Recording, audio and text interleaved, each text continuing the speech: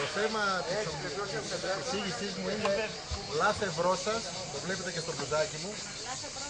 Λάθε βρόσας, τροφή για σκέψη. Θα το ακούσετε στο κείμενο.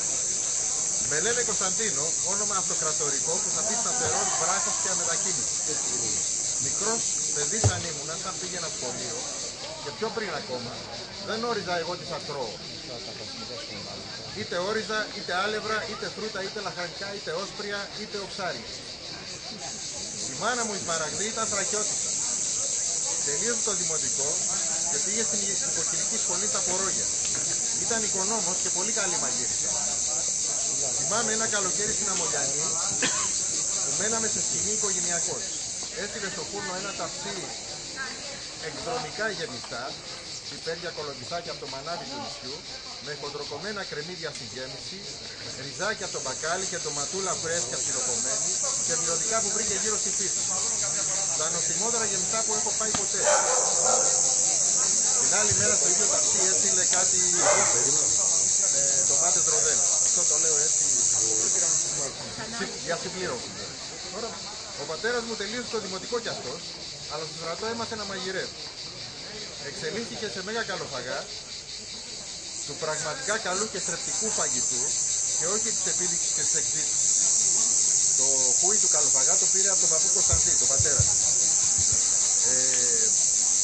Ερχονόταν και αυτό στην κουζίνα, αλλά όχι τόσο συχνά.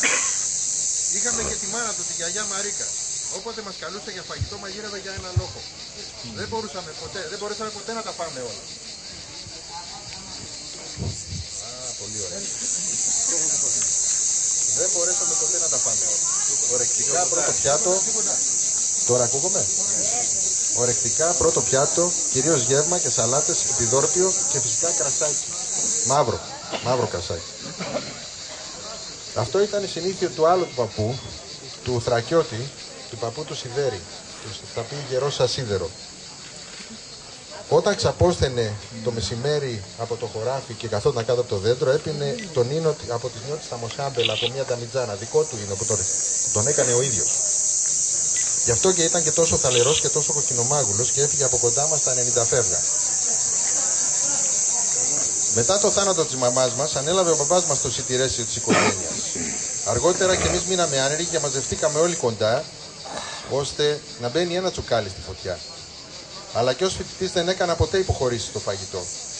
Το αγνό ελαιόλαδο ήταν πάντα δίπλα μου και πάντα μου άρεσε να το πίνω όταν τελείωνε η σαλάτα και όχι να βουτάω ψωμιά μέσα του. Συνήθεια επίσης αποκτηθήσα σε ηλικία τρυφερή. Η σταθερότητα και η ευλάβεια με την οποία τελώ ακόμη και σήμερα αυτές τις πρακτικές υγιεινές συνήθειες είναι εφάμιλη του ονόματός μου, Κωνσταντίνος Γάρη. Γιατί σας τα λέω όλα αυτά? Γιατί είμαι απόλυτα πεπισμένος ότι η βάση της καλής μου υγείας και της αποφυγής πολλών συνδρόμων που ταλαιπωρούν σήμερα το σύγχρονο άνθρωπο είναι χτισμένη πάνω σε αυτό που ο ψευδόνυμος επίκουρος, ο Αλβέρτος Αρούκ, για όσοι το ξέρουν, που είναι ένας σύγχρονος κριτικός γεύσης, αποκαλεί λάθε βρόσας.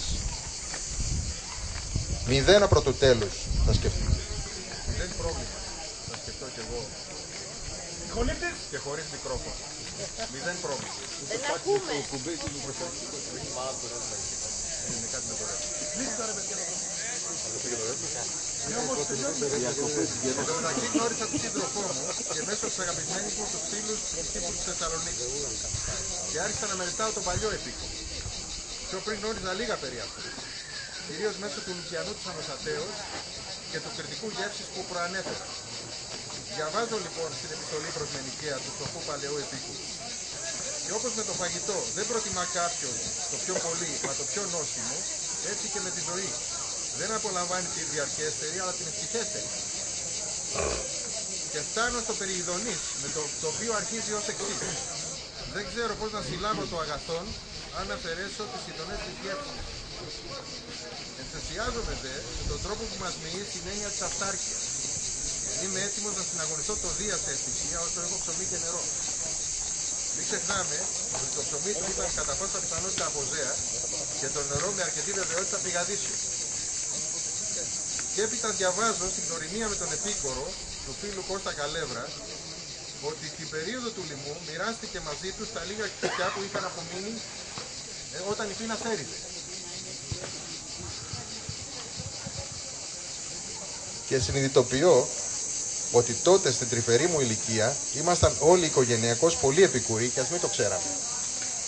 Και ότι σήμερα σπέβδω βραδέως να ξαναβρω, με λίγη βοήθεια από τους φίλους μου, αυτό που τότε μου είχε δοθεί χωρίς να το έχω επιλέξει και χωρίς να μπορώ να το εκτιμήσω. Ευχαριστώ πολύ.